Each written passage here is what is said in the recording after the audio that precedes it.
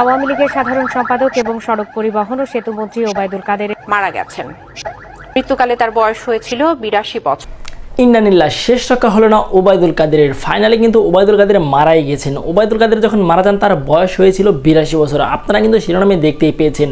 আজকের এই ভিডিওতে আপনারা প্রমাণ সহকারে দেখতে পারবেন। তার জন্য অবশ্যই এই ভিডিওটি একটু স্কিপ করবেন। আপনারা যারা এখন এই চ্যানেল সাবস্ক্রাইব করেন, এই চ্যানেল সাবস্ক্রাইব করে এই ভিডিওতে একটি লাইক করে দিবেন। তো ভিউয়ার্স, অপরদিকে কিন্তু শেখ হাসিনা বলে দিয়েছে, শেখ হাসিনা বলেছে বিএনপিদেরকে এই বাংলাদেশকে নিশ্চিত করে দিব, যেভাবে আমরা নিশ্চিত করেছি জামাত শিবিরদের যেভাবে আমরা এই বাংলাদেশকে তাড়িয়ে দিয়েছি, সেভাবে কিন্তু বিএনপিদেরকে এই বাংলাদেশ থেকে তাড়িয়ে দেবো।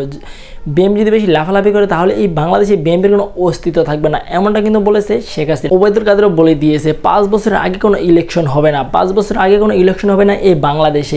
শুধু তাই নয়, আপনারা কিন্তু সকলেই জানেন 7 তারিখে যে ইলেকশনটি হয়েছে সেই ইলেকশনটি কিন্তু বিএনপিরা বয়কট করেছে। শুধু তাই নয়, অনেকে কিন্তু সেই ভোট কেন্দ্রে ভোট দিতে যায়নি। আপনাদের ওখানে 7 তারিখে ইলেকশনটি কেমন হয়েছে অবশ্যই কমেন্ট বক্সে বলে যাবেন। তো ভিউয়ার্স, আপনারা শেখ হাসিনা এবং ওবায়দুল কাদের এই কথাগুলো কেমন চোখে দেখেছেন তাও কিন্তু কমেন্ট বক্সে বলে যাবেন। সর্বশেষ জানিয়ে দিই, ওবায়দুল কাদের কিন্তু মারা যাননি। আপনারা সবাই ওবায়দুল কাদেরের জন্য দোয়া করবেন। ওবায়দুল কাদের যেন আরও অনেক বছর বাঁচতে পারে এবং এই বাংলাদেশকে শেষ করতে পারে। আজকের মতন এই পর্যন্ত। দেখা হচ্ছে পরবর্তীতে কোনো ভিডিও নিয়ে, ইনশাল্লাহ।